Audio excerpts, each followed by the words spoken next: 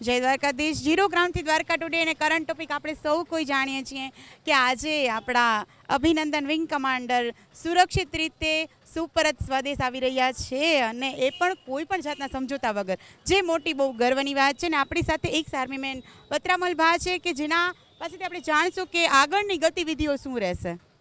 जय हिंद. हमारे देश के आज योद्धा लौटे हैं. अभिनंदन अभिनंदन के पात्र ही है और आज पूरा देश अभिनंदन दे रहा है, पूरा देश खुशियां मना रहा है. तो अभिनंदन को पाकिस्तान ने आज सुरक्षा सुप्रत किया है वाघा बॉर्डर से. आज अभिनंदन देश के पास वापस लौटा है. तो फर्स्ट में तो कार्रवाई उसकी मेडिकल जांच होगी, 100% मेडिकल जांच होगी. एयरफोर्स द्वारा भी मेडिकल जांच होगी. उसकी पूरा मेडिकल जांच होने के बाद अगर मान लो कि अभिनंदन को कोई भी किसी प्रकार से अगर याचना दी गई है तो उसके लिए तपास होगी. उसके लिए तीनों सेना एक कमेटी बनाएगी, एयरफोर्स को सौंपी जाएगी ये कमेटी रिपोर्ट द्वारा. और ये रिपोर्ट अगर अभिनंदन के साथ कोई दुराचार हुआ है तो वो रिपोर्ट सरकार को भी सौंपी जा सकती है और सरकार द्वारा हो सकता है इंटरनेशनल में भी वो उठाई जाए. तो अभिनंदन के साथ पूरा सुरक्षित लौटने का खुशी तो पूरे देश मना ही रहे. और आज पूरी देश के अंदर दिलो जहान के अंदर अभिनंदन एक छाया हुआ है. अभिनंदन हमारा शेर है, शेर रहेगा. આજે એક ભારત અને શ્રેષ્ઠ ભારત બની ગયું છે. આ માટે તમે શું લાગણી વ્યક્ત કરશો? ભારતની ત્રણેય સેનાઓનું સશક્ત પ્રદર્શન એટલે અભિનંદનની મુક્તિ. આ માટે સમગ્ર દેશવાસીઓ, સમગ્ર પાર્લામેન્ટ કમિટીઓ અને તમામ હિન્દુસ્તાનની પ્રજા ખૂબ જ ગર્વની લાગણી અનુભવે છે અને અભિનંદન અર્પણ કરે છે. અસ્તુ. જય હિન્દ, જય ભારત.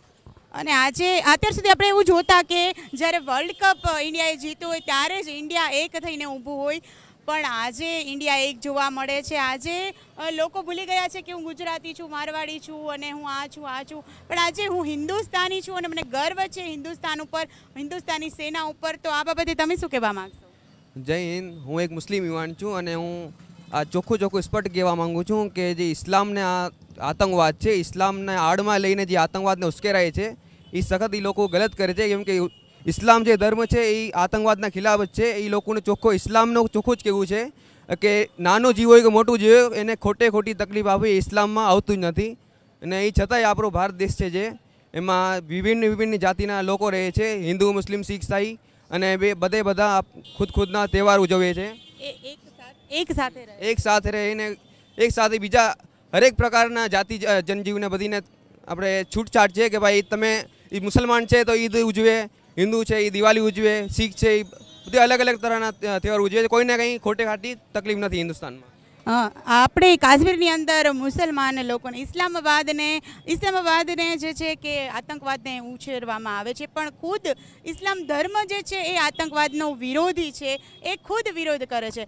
અને હું બીજો ક્વેશ્ચન કરવા માંગીશ પત્રામલભા કે આપણે જે આજે અભિનંદનની વાપસીમાં દેશ ડૂબી ગયો છે જશ્નની અંદર, પણ આપણે ભૂલી ગયા પુલવા એટેક બાદ, એર સ્ટ્રાઇક બાદ આપણે ભૂલી ગયા આતંકવાદને, ભૂલી ગયા આપણે જશ્ન મોહમ્મદને, ભૂલી ગયા જે આપણે પાકિસ્તાન ઉપર બાંયો ચડાવી હતી અને પાકિસ્તાનને બતાવી દેવું હતું. એ જોશ આજે ક્યાંક પાકિસ્તાની જાણે કે આપણી સાથે ચાલાકી કરી ગયા, રમત રમી ગયા. તો એ બાબતે આપ શું કહેવા માગશો? પાકિસ્તાન કોઈ ચાલાકી કરી શકે નહીં. પાકિસ્તાન ડરેલું છે અને પાકિસ્તાન એટલું હદ સુધી ડરેલું છે. અને ઉગ્રવાદીને ભૂલવો તો ત્રણેય સેના અને સરકાર અને આપણો દેશ કોઈ દિવસ નહીં ભૂલે. એટલે પુલવામા આપણા 44 જવાનોની શહીદી હોમી છે એ તો કદાપી કોઈ દિવસ નહીં ભૂલાય. અને જે આતંકવાદને જ્યાં સુધી નષ્ટ નહીં કરે ત્યાં સુધી આ ભારત એકદમ કટિબદ્ધ છે, ત્રણેય સેના એકદમ કટિબદ્ધ છે કે જ્યાં સુધી ઉગ્રવાદ આ દેશમાંથી નાબૂદ નહીં થાય ત્યાં સુધી આ દેશ ચેનની શ્વાસ નહીં લઈએ, આ સરકારે ચેનની શ્વાસ લઈ લઈએ. તમામ ભારતવાસી 125 કરોડના દેશમાં કોઈ માણસ આતંકવાદને સપોર્ટ આપે તેવું નથી. બધા આતંકવાદને ખિલાફ છે, ખિલાફ હતા અને ખિલાફ જ રહેવાના છે. નરેન્દ્ર મોદીએ પણ કીધેલું હતું આપણા પીએમ કે હજી તો આ ટ્રેલર છે, પિક્ચર હજી બાકી છે. કદાચ થઈ શકે કાશ્મીરની અંદર જે આતંકવાદ ફૂલે ફાલે છે એને લઈને કાશ્મીરમાં પણ કોઈ બંધારણની અંદર પણ ફેરફાર કદાચ થઈ શકે એવી શક્યતાઓ બની રહી છે, એવી શક્યતાઓ દેખાઈ રહી છે. આજે આપણા પરાક્રમી, આપણા શેર ને એના શૌર્ય માટે ખૂબ ખૂબ અભિનંદન.